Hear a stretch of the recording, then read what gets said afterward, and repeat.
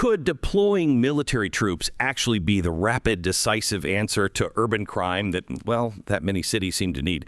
This isn't just theory anymore, is it? It's a real strategy happening right now. I mean, just look at Washington, D.C. On August 11th, 2025, President Trump activated 800 National Guard troops there. And proponents, they're pointing to, well, pretty immediate results. Over 550 arrests in just a short time, including a significant MS-13 gang member takedown. For those who support this, it's like clear evidence, crime deterred, order restored, swift action working. Exactly. And what's really striking is how quickly this D.C. model, as people are calling it, became this potential blueprint for the whole country. The thinking isn't just about arrests, you know. It's framed as a way to, well, revive economic opportunity in cities some see as kind of collapsing under, let's say, failed local leadership. The idea is that this show of force brings stability, lets businesses feel safe enough to invest, helps communities rebuild trust. But, I mean, as soon as you talk about doing this elsewhere, you hit these huge questions, right?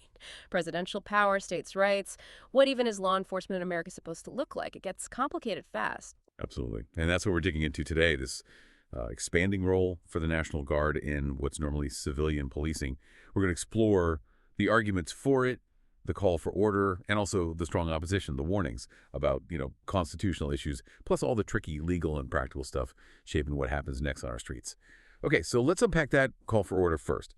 President Trump, he's been really clear on his tough on crime stance. He keeps talking about the National Guard as this quick reaction force, right? Yeah. To help out police.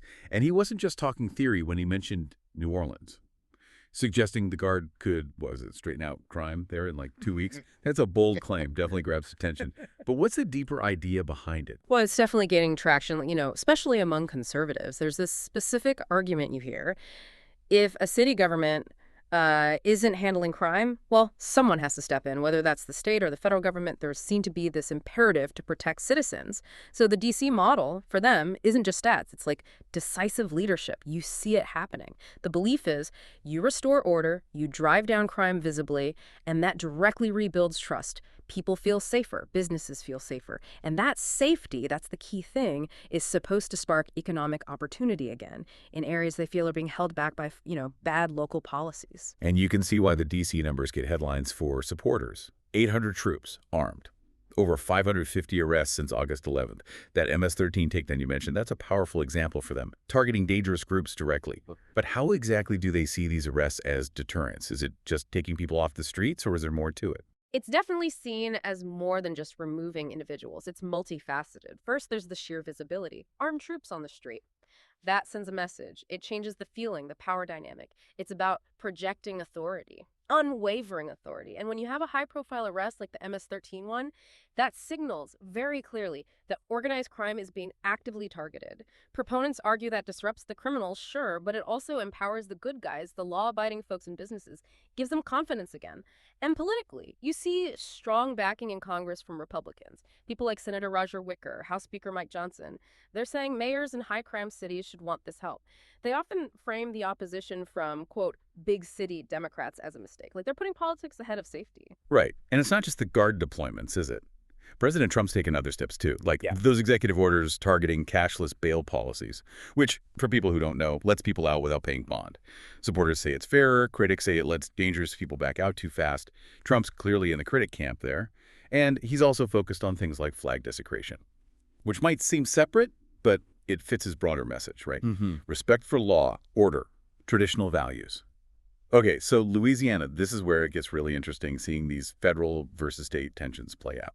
Oh, absolutely. Louisiana is a key place to watch right now. You've got Jeff Landry, the state's Republican Attorney General, running for governor. And he's been very, very vocal. He's talked about a crusade against its cities, especially New Orleans. He even went on Tucker Carlson's show and said New Orleans was run like a third world country. Powerful language. Yeah. Very polarizing. And he explicitly agreed with the idea of a state takeover there, positioning himself as the guy willing to do what it takes. And he jumped right on President Trump's offer of help, didn't he? Posted it online. We will take President Donald Trump's help from New Orleans to Shreveport. That really signals a readiness, almost an eagerness for federal help, framing it as a rescue, not an intrusion. And we have some idea what that help might actually involve. There were leaked military planning documents. They outlined a proposal for deploying 1,000 Louisiana National Guard troops, not for hurricanes, but for law enforcement in cities like New Orleans, Baton Rouge.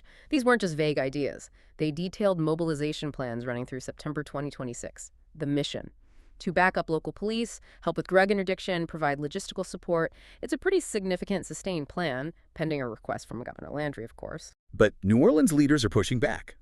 Hard. Democrats like City Council President Helena Moreno, Congressman Troy Carter, they've flat out rejected Trump's offer. Moreno called it an attack on certain cities, scare tactics, politicizing public safety, said she'd fight any federal takeover, and Carter called it a political stunt. And crucially, they argue crime is actually down in New Orleans, and an unprecedented reduction, Carter said.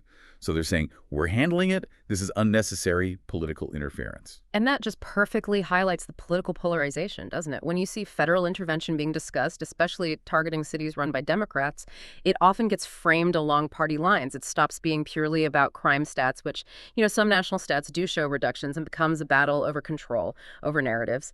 The perception of chaos in cities persists in some circles, regardless of numbers. So you get this clash. Is it really about safety? Or is it about politics, asserting federal authority, criticizing local leaders? It's that age-old federalism debate again. Which brings us right to the legal minefield. What is the actual legal basis for using the military like this inside the U.S.? The Posse Comitatus Act seems like a huge hurdle. It is. The Posse Comitatus Act of 1878 is fundamental. It explicitly restricts using the U.S. military for domestic law enforcement. The whole point is separating military power from civilian policing. It's a core principle meant to protect civil liberties.